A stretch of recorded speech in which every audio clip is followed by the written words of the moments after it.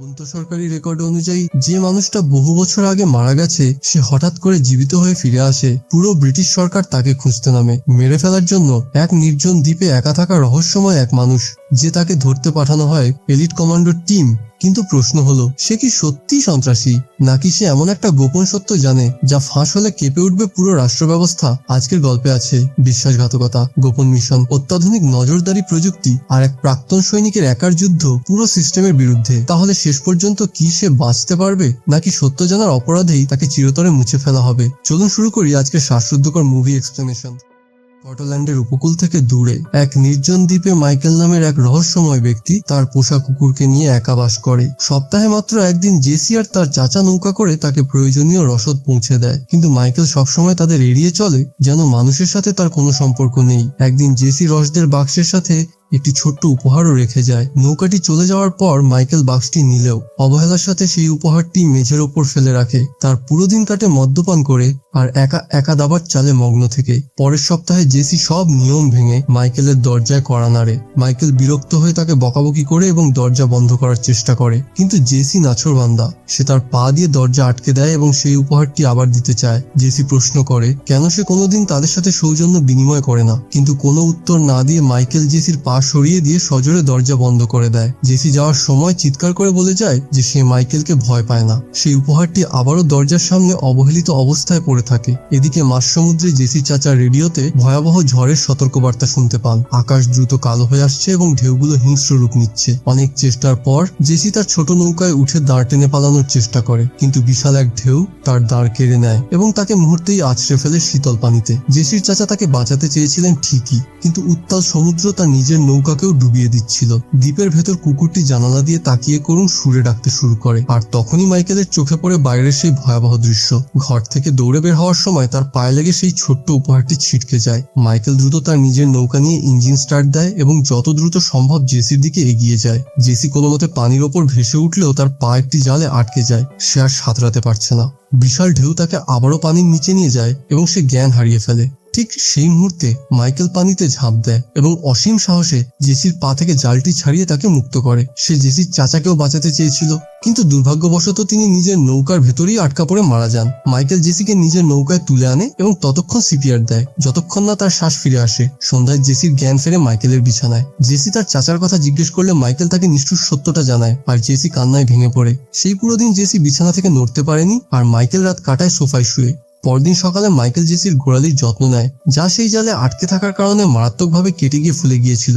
JC অবাক হয়ে প্রশ্ন করে সে কেন পুলিশ ডাকেনি, কেউ কি জানে সে এখানে আছে? মাইকেল কোনো উত্তর না দিয়ে শুধু তাকে বিশ্রাম নিতে বলে। এক পর্যায়ে জেসি ধৈর্য হারিয়ে ফেলে এবং তাকে মূল ভূখণ্ডে নিয়ে যাওয়ার দাবি জানায়। সে বলে তার পরিবার তাকে খুঁজছে, কিন্তু মাইকেল জানে জেসির কেউ নেই। তার মা মারা গেছেন এবং সে তার বাবাকে কোনোদিন দেখেনি। মাইকেল বাইরে গেলে জেসি মরিয়া হয়ে তার ঘর তল্লাশি শুরু করে এবং ডেস্কের ভেতর একটি ছুরি খুঁজে পায়। মাইকেলকে ফিরতে দেখে সে দ্রুত বিছানায় গিয়ে বালিশের নিচে ছুরিটি লুকিয়ে রাখে। সেই রাতে জেসির দুঃস্বপ্ন দেখে চিৎকার করে উঠলে মাইকেলের ঘুম ভেঙে যায়। মাইকেল তাকে শান্ত করতে তার হাত ধরতেই জেসি ছুরি নিয়ে তাকে আক্রমণ করতে চায়। মাইকেল অবিচলিত থেকে তাকে বলে যে এটা একটা স্বপ্ন ছিল, এবং আশ্চর্যজনকভাবে সে জেসিকে শেখাতে শুরু করে কিভাবে সঠিক উপায়ে ছুরি ব্যবহার করতে হয়। দিন যত যাচ্ছিল মাইকেল জেসির দেখাশোনা চালিয়ে যাচ্ছিল। সে তাকে বাথরুমে নিয়ে যায়, খাবার তৈরি করে দেয় এবং তার ক্ষত পরিষ্কার করে। ধীরে ধীরে জেসি বাইরের খোলা বাতাসে হাঁটাহাঁটি শুরু করে এবং কুকুরের সাথে সময় কাটায়, যা দেখে মাইকেল মনে মনে খুশি হয়। একদিন দুপুরে জেসি জানতে চায় মাইকেল কিভাবে তার পরিবারকে চেনে। মাইকেল জানায় যে সে এবং জেসির চাচা একসময় রয়্যাল মেরিন্সে একসাথে কাজ করতেন। জেসি বুঝতে পারে সে মাইকেলের নামটাই জানে না, কিন্তু মাইকেল নিজের নাম বলতে রাজি হয় না। মাইকেল যখন জানায় যে তার কুকুরের কোনো নাম নেই, তখন জেসি তার নাম রাখে ও জ্যাক। দাবার বোর্ডে মাইকেলের চাল দেখে জেসি মন্তব্য করে যে সে বেশ ভালো খেলতে পারে। হঠাৎ মাইকেল লক্ষ্য করে জেসির গোড়ালির ইনফেকশন বেড়ে গেছে। সে হাসপাতালে যেতে রাজি হয় না, বরং প্রতিশ্রুতি দেয় যে যা যা দরকার সে শহর থেকে নিয়ে আসবে। মাইকেল নৌকা নিয়ে চলে যাওয়ার পর জেসি তার ডেস্কে একটি ছবি দেখতে পায়, যেখানে মাইকেল জেসি আর জ্যাকের স্কেচ এঁকেছে। ড্রয়ার খুলে সে আরো অবাক হয়। মাইকেল সেই ফেলে দেওয়া উপহারটি খুলে দেখেছে। সেটি ছিল একটি স্নো গ্লোব, যার ভেতরে ঠিক এই দ্বীপের মতো একটি বাতিঘর। গল্পের মোড় ঘুরে যায় লন্ডনে। সেখানে একটি সরকারি কমিটি ম্যানিফোর্ট নামের এক ব্যক্তিকে জেরা করছে। অভিযোগ হলো সে অবৈধভাবে থিয়া নামক একটি নজরদারি প্রোগ্রাম ব্যবহার করছে, যা ব্রিটেনের প্রতিটি ফোন আর ক্যামেরার তথ্য চুরি করে জমা রাখে। ম্যানিফোর্ট দাবি করে যে এই প্রোগ্রামের মাধ্যমে সে অনেক সন্ত্রাসীকে শনাক্ত করেছে এবং হামলা ঠেকিয়েছে। জেরা শেষে প্রধানমন্ত্রী ম্যানিফোর্টের সাথে গোপনে দেখা করেন। তিনি জানান যে এই প্রোগ্রামের কথা ফাঁস হওয়া সরকারের জন্য লজ্জাজনক। তাই তিনি একটি ডিল করেন, লোক দেখানোর শাস্তি স্বরূপ ম্যানিফোর্ডকে চাকরি থেকে বরখাস্ত করা হবে এবং তার প্রিয় শিষ্য রোবেরা দায়িত্ব নেবে। কিন্তু গোপনে ম্যানিফোর্ডই এই থিয়া প্রোগ্রামটি চালিয়ে যাবে। আবার ফিরে আসা যাক স্কটল্যান্ডে। মাইকেল একটি ফার্মেসিতে ওষুধ কিনতে গিয়ে সিসিটিভি ক্যামেরাগুলো এড়িয়ে চলার সর্বোচ্চ চেষ্টা করে। পোশাকের দোকানে গিয়েও সে একইভাবে ক্যামেরা বাঁচিয়ে দ্রুত কিছু জামাকাপড় কেনে। কিন্তু বিপত্তি ঘটে যখন সে দোকান থেকে বের হচ্ছিল। কয়েকজন মেয়ে সেলফি তুলছিল এবং অজান্তেই মাইকেলের মুখ তাদের ক্যামেরায় ধরা পড়ে যায়। মুহূর্তের মধ্যে থিয়া প্রোগ্রাম তাকে একজন ভয়ঙ্কর সন্ত্রাসী হিসেবে শনাক্ত করে ফেলে। রোবেরার সাথে সাথে একটি কমান্ডো টিম পাঠায় তাকে খতম করার জন্য। দ্বীপে ফিরে মাইকেল জেসির গোড়ালি ড্রেসিং করে দেয় এবং তাকে কিছু মিষ্টি আর ওষুধ দেয়। সে জেসির জন্য যে পোশাকগুলো এনেছিল, আশ্চর্যজনক ভাবে সেগুলো জেসির শরীরের সাথে একদম পারফেক্ট ভাবে মানিয়ে যায়। সেই রাতে ডিনার করার সময় হঠাৎ মাইকেল বাইরের শব্দে সতর্ক হয়ে ওঠে। বাইনোকুলার দিয়ে তাকিয়ে সে দেখে একটি নৌকা দ্বীপের দিকে আসছে। মাইকেল জেসিকে বলে নিজেকে বাথরুমে বন্দি করে রাখতে এবং এক চুলো শব্দ না করতে। জেসির সাথে একটি ছুরি নেয় আর মাইকেল নিজেও একটি ধারালো অস্ত্র নিয়ে বাইরে বেরিয়ে পড়ে। সৈন্যরা যখন নৌকা থেকে নেমে বাড়ির দিকে এগোতে শুরু করে, মাইকেল তার পাতা ফাঁদগুলো সক্রিয় করে দেয়। একটি দড়ি কাটতেই বিশাল এক পাথর পাহাড়ের ওপর থেকে গড়িয়ে পড়ে এবং একটি জালে আটকে একজন সৈন্য পানির নিচে তলিয়ে যায়। মাইকেল হঠাৎ প্রচন্ড উজ্জ্বল আলো জ্বালিয়ে দেয়, যার ফলে নাইট ভিশন চশমা পরা সৈন্যরা অন্ধ হয়ে যায়। তারা চশমা খুলে এলোপাথারি গুলি চালাতে শুরু করে। মাইকেলকে দৌড়াতে দেখে এক সৈন্য তার পেছনে পাহাড়ের ওপর ধাওয়া করে, কিন্তু মাইকেল পেছন থেকে অতর্কিত হামলা চালিয়ে তার মাথায় একটি লণ্ঠন ভেঙে দেয় এবং ফ্লেয়ার গান দিয়ে গুলি চালিয়ে তাকে আগুনে পুড়িয়ে মারে।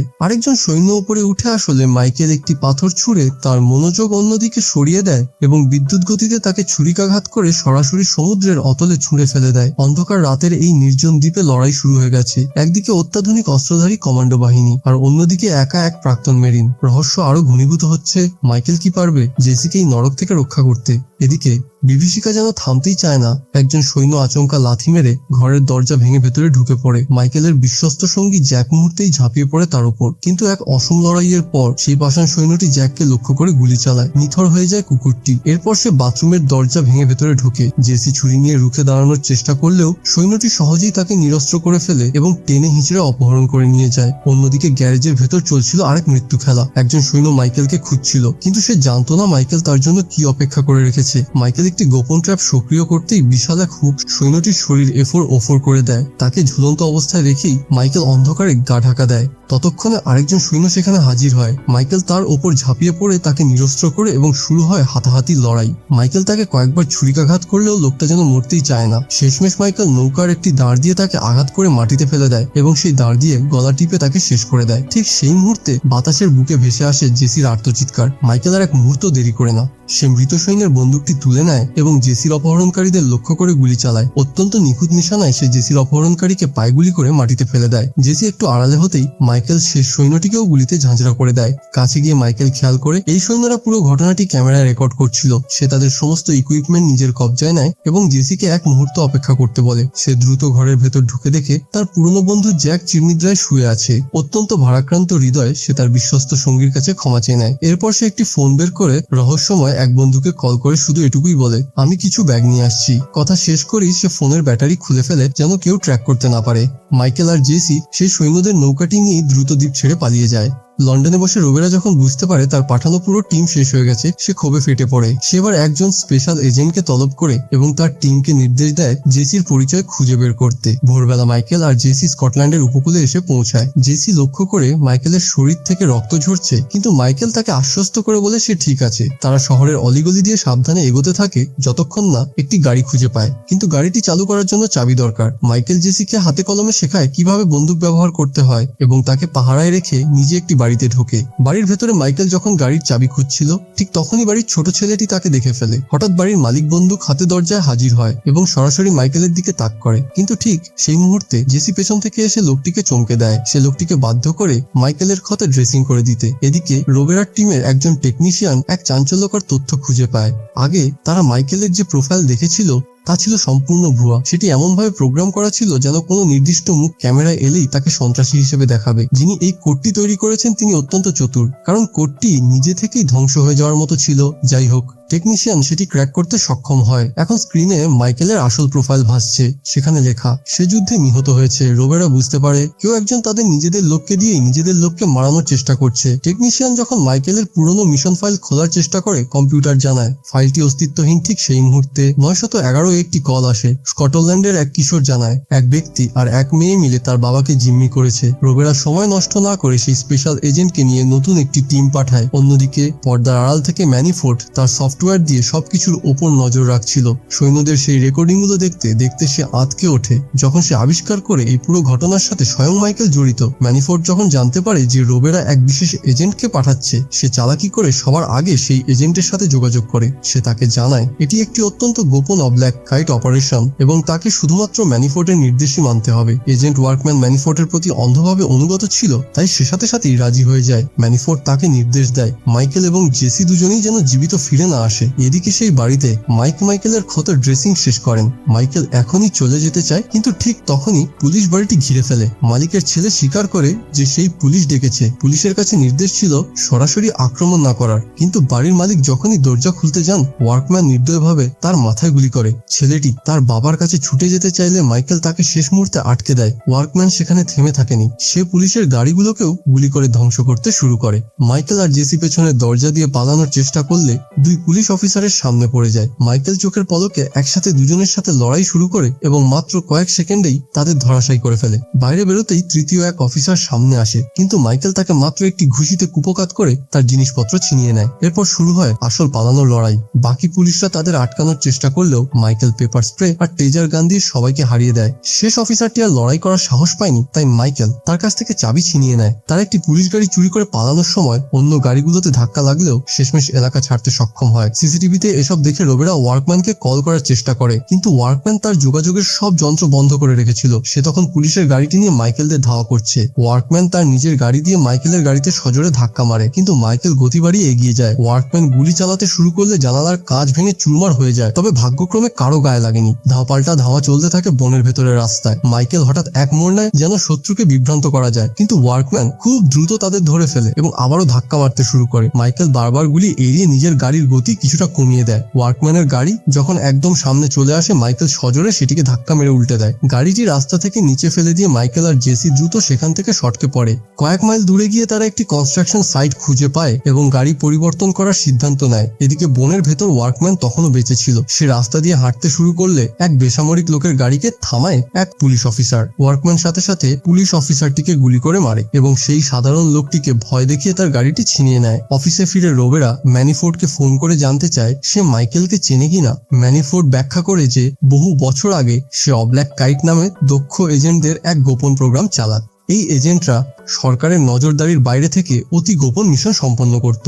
মাইকেল ছিল সেই প্রোগ্রামের প্রথম দিককার এক প্রতিভাবান এজেন্ট। একদিন তাকে বিদেশি এক গোয়েন্দা অফিসারকে মারার মিশন দেওয়া হয়, কিন্তু মাইকেল ভুয়া রিপোর্ট জমা দিয়ে রহস্যজনকভাবে গায়েব হয়ে যায়। ম্যানিফোর্ড দাবি করে যে মাইকেল শত্রুপক্ষে যোগ দিয়েছে এবং রোবেরাকে পরামর্শ দেয় তার পুরো শক্তি দিয়ে যেন মাইকেলকে থামানো হয়। এরপর রোবেরা তার টেকনিশিয়ানকে দিয়ে ব্ল্যাক কাইট সিস্টেমে হ্যাক করায়। সেখানে সে এক চাঞ্চল্যকর তথ্য পায়। মাইকেল আসলে এক ইরানি বিজ্ঞানীকে পালিয়ে যেতে সাহায্য করেছিল, যিনি তাদের পারমাণবিক প্রোগ্রামের সব তথ্য দিয়েছিলেন। মাইকেলের ওপর নির্দেশ ছিল সেই বিজ্ঞানীকে মেরে ফেলার, কিন্তু সে তার নৈতিকতার কারণে সেই নির্দেশ অমান্য করেছিল। রোবেরা যখন এসব ফাইল পড়ছিল, ম্যানিফোর্ড তখন সিসিটিভির মাধ্যমে গোপনে তার উপর নজর রাখছিল। কিছুক্ষণ পর জেসি মাইকেলকে জিজ্ঞেস করে তার কোনো পরিবার আছে কিনা। মাইকেল না বলে দেয়। সে জানায় স্ত্রী বা সন্তান থাকলে তার পেশাগত জীবন জটিল হয়ে পড়বে। জেসি বলে মা আর চাচাকে ফিরে পাওয়ার জন্য সে যে কোনো জটিল পরিস্থিতির মুখোমুখি হতে রাজি ছিল। সে জ্যাকের একটি ছবি বের করে বলে যে জ্যাকি ছিল মাইকেলের পরিবার। অবশেষে তারা পরবর্তী শহরে পৌঁছায় এবং সিসিটিভি ক্যামেরা এড়ানোর জন্য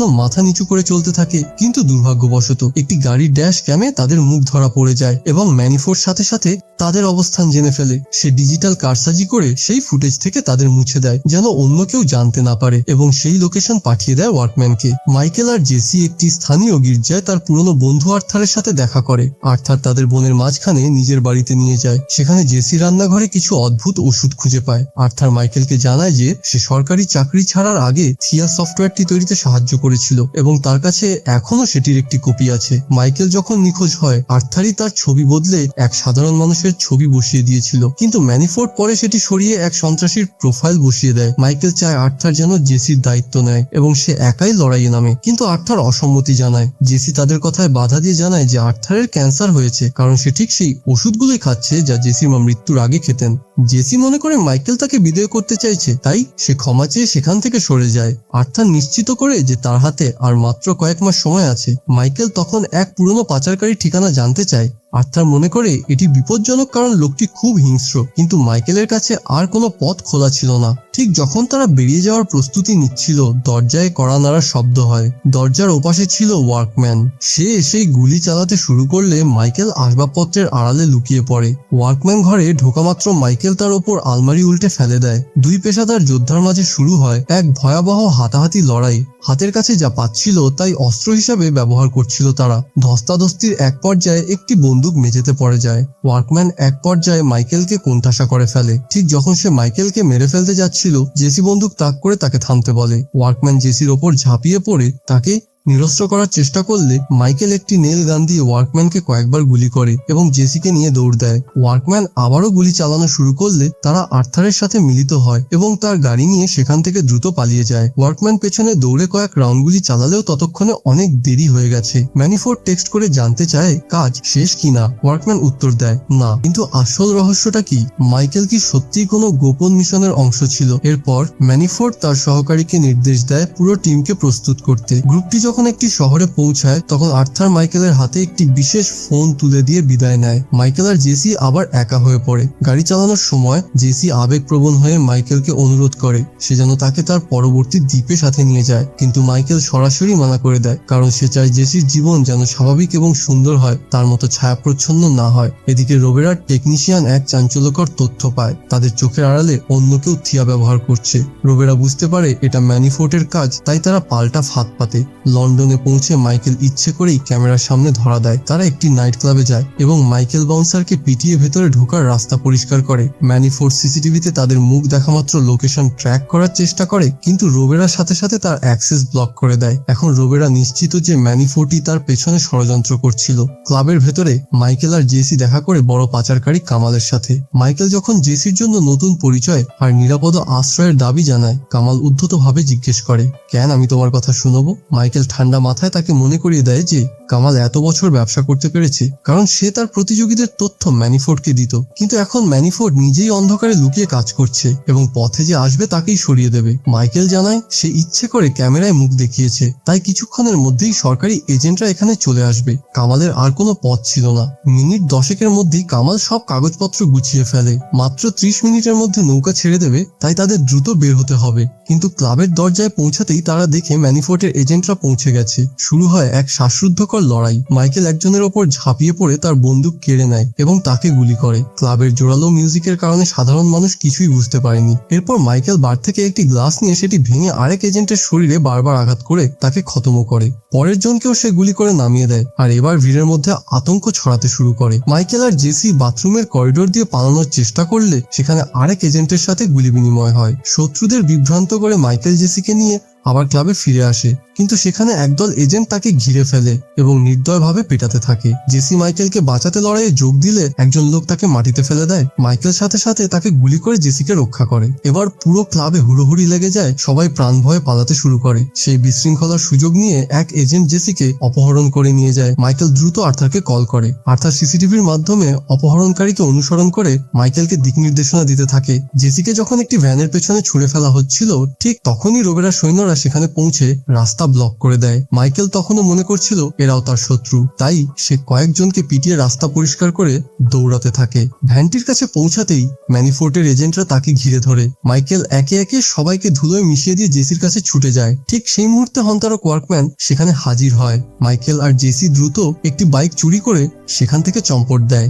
ঘাটে পৌঁছানোর পর জেসি কান্নায় ভেঙে পড়ে। সে মাইকেলকে ছেড়ে যেতে চায় না। হঠাৎ একটি গুলির শব্দে পরিবেশ ভারী হয়ে ওঠে। মাইকেল আর এক মুহূর্ত দেরি না করে জেসিকে নৌকায় তুলে দেয় এবং নৌকাটি নিরাপদ দূরত্বে না যাওয়া পর্যন্ত দাঁড়িয়ে থাকে। এরপর শুরু হয় মাইকেল আর ওয়ার্কম্যানের চূড়ান্ত লড়াই। দুজনের বন্দুকের গুলি ফুরিয়ে গেলে তারা হাতাহাতি লড়াইয়ে লিপ্ত হয়। মাইকেল একটি লোহার পাইপ আর ওয়ার্কম্যান একটি চেইনকে অস্ত্র হিসেবে বেছে নেয়। ওয়ার্কম্যান এক পর্যায়ে মাইকেলের গলা চেপে ধরলেও মাইকেল কৌশলে তাকে নিচে ফেলে দেয় এবং চেইন দিয়ে তাকে বারবার আঘাত করতে থাকে।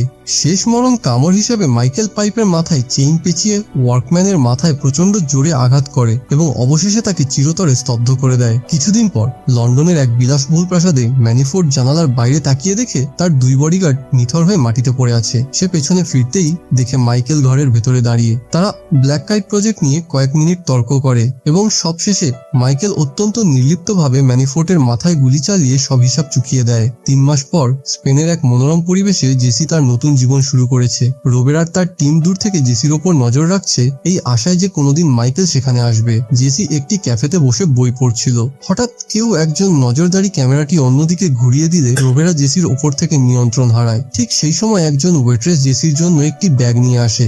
ব্যাগের ভেতরে জেসি দাবার একটি গুটি খুঁজে পায়। রাস্তার ওপাশ থেকে মাইকেল দূর থেকে জেসিকে একবার দেখে নেয় এবং জেসি পেছনে ফেরার আগেই সে ভিড়ের মধ্যে মিলিয়ে যায়। এই ছিল আজকের অসাধারণ সিনেমাটিক মুভি এক্সপ্লেনেশন। ভিডিওটি ভালো লাগলে লাইক দিন এবং আমাদের চ্যানেলটি সাবস্ক্রাইব করে নোটিফিকেশন বেলটি অন করে রাখুন। দেখা হচ্ছে পরবর্তী ভিডিওতে, ততক্ষণ ভালো থাকার চেষ্টা করুন।